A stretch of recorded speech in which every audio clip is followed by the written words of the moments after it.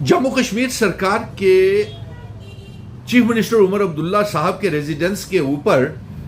Cabinet की meeting हुई और इस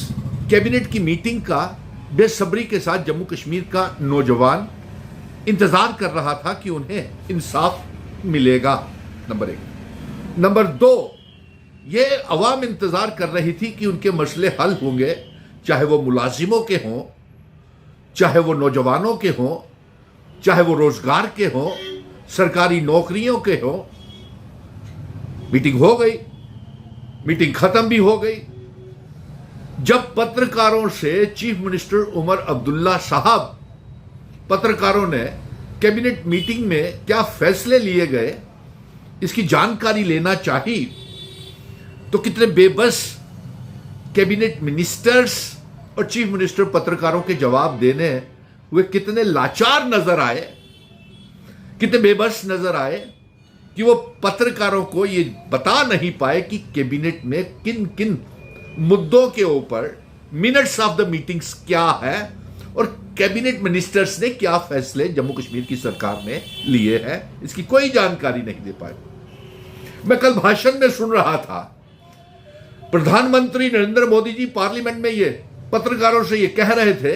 कि ड्रामा नहीं डिलीवरी चाहिए, और वो किस तरह की डिलीवरी जम्मू कश्मीर में हो रही है। प्रधानमंत्री जी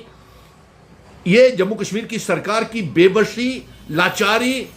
और यहां तक कि ये भी नहीं चीफ मिनिस्टर बताने की ताकत रखते थे कि वो पत्रकारों को और अवाम को बताएं कि उनकी कैबिनेट मीटिंग में क्या क्या फैसले, मिनट्स ऑफ द मीटिंग्स क्या है। और जिस तरीके से चीफ मिनिस्टर उमर अब्दुल्ला ये रोज कहते थे कि ब्यूरोक्रेसी उनकी बात नहीं मानती, आईएएस आईपीएस ऑफिसर उनकी बात नहीं मानती, लेफ्टिनेंट गवर्नर मनोज सिन्हा साहब उनकी बात नहीं सुनते, डबल इंजन की सरकार है, दोनों ही इंजन आपस में टकरा रहे हैं और लड़ रहे हैं। लेकिन आज इस कैबिनेट मीटिंग के बाद ये तो सामने निकल करके आ गया कि जो चीफ मिनिस्टर उमर अब्दुल्ला साहब कहते हैं कि ब्यूरोक्रेसी उनकी बात नहीं मानती और लेफ्टिनेंट गवर्नर उनकी फाइलों को पूरा नहीं करता, इसीलिए आज चीफ मिनिस्टर उमर अब्दुल्ला ने अक्लमंदी का इजहार किया। फैसले लेने के बाद भी उन्होंने ये पत्रकारों को और अवाम को नहीं बताया कि उन्होंने कैबिनेट की मीटिंग में क्या फैसले लिए हैं, क्योंकि जब तक लेफ्टिनेंट गवर्नर मनोज सिन्हा साहब की मोहर नहीं लग जाती है तब तक वो कैबिनेट की मीटिंग के फैसले, मिनट्स ऑफ द मीटिंग्स के फैसले नहीं लिए जा सकते, क्योंकि उसमें लेफ्टिनेंट गवर्नर टिक करेंगे क्या एज रिलैक्सेशन का मसला ओके करें या नहीं करें, टिक, क्या उसके साथ रिजर्वेशन का मसला हल करें या नहीं, एमबीबीएस की सीटों का मसला हल करें या नहीं, एज रिलैक्सेशन के साथ daily Vaser, PHE, PDD, PWD के डेली वेजर, नीड वेज, जो कॉन्ट्रेक्चुअल डिग्री कॉलेजेस में असिस्टेंट प्रोफेसर्स लगे हैं उनको पक्का करें या नहीं, vocational trainers, cluster resources coordinator, seasonal teachers को पक्का करें या नहीं, लैंड ओनर्स को जमीन दे या नहीं, एज रिलैक्सेशन जो सब इंस्पेक्टर्स की है उसको रिलैक्स करें या नहीं, जो नायब तहसीलदार की पोस्टें भरे या नहीं,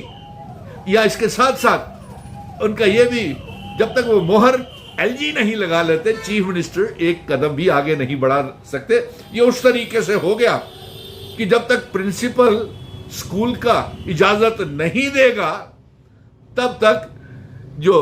स्कूल का हेडमास्टर है वो स्कूल में अपनी नहीं चला पाएगा। ये आज जम्मू कश्मीर की आवाम ने ये सारा चेहरा, तस्वीर जम्मू कश्मीर की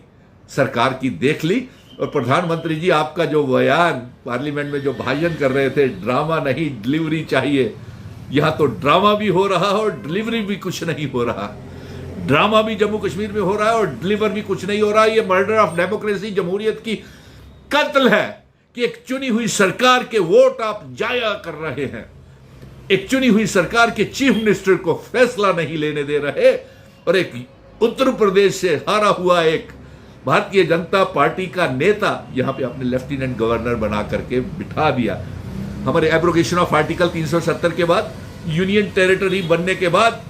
जम्मू कश्मीर की सरकार को इतना भी आपने हक नहीं दिया कि वो अवाम के हक में कोई फैसला ले सके। ये लाचारी, बेबसी चीफ मिनिस्टर उमर अब्दुल्ला की आज हमने पत्रकारों को जवाब देते हुए देखी कि वो कितने लाचार थे। अफसोस हुआ उनकी बेबसी के ऊपर। एक कैबिनेट मीटिंग का मजाक बना दिया इस मरकज की सरकार ने। आर्टिकल 370 के हटने के बाद, रियासत को यूनियन टेरिटरी बनाने के बाद, इसीलिए हम ये रियासत के दर्जे की वापसी की जंग लड़ रहे हैं और साथ में एब्रोगेशन ऑफ आर्टिकल 370 के गलत फैसले के खिलाफ जंग लड़ रहे हैं कि हमारी जम्मू कश्मीर रियासत का दर्जा जल्द से जल्द वापस किया जाए और स्पेशल स्टेटस को बहाल किया जाए। और अफसोस तो इस बात का आ रहा है कि आर्टिकल 370 की मांग जो जम्मू कश्मीर के मेंबर पार्लियामेंट्स हैं, राज्यसभा में चुन करके भेजे हैं, वो रियासत के दर्जे की सिर्फ बात करते हैं, जो जीत के हम सुप्रीम कोर्ट से ला चुके हैं। आर्टिकल 370 की बात करते हुए वो डरते क्यों हैं? एक बिल लाए पार्लियामेंट में और एक बिल के तहत ये कहें कि हमें आर्टिकल 370 जबरन तोड़ा गया है, हमारे साथ अनकॉन्स्टिट्यूशनल गैर आईनी काम हुआ है और हमारी रियासत का दर्जा जल्द से जल्द वापस किया जाए। और आज ये देखने में मिला कि कैबिनेट मीटिंग का किस तरीके से मजाक बनाया गया है, किस तरीके से बेबस है जम्मू कश्मीर की सरकार और चुनी हुई सरकार। यानी कि सरकार नहीं, वो तो अपनी गाड़ियों में घूम रही है।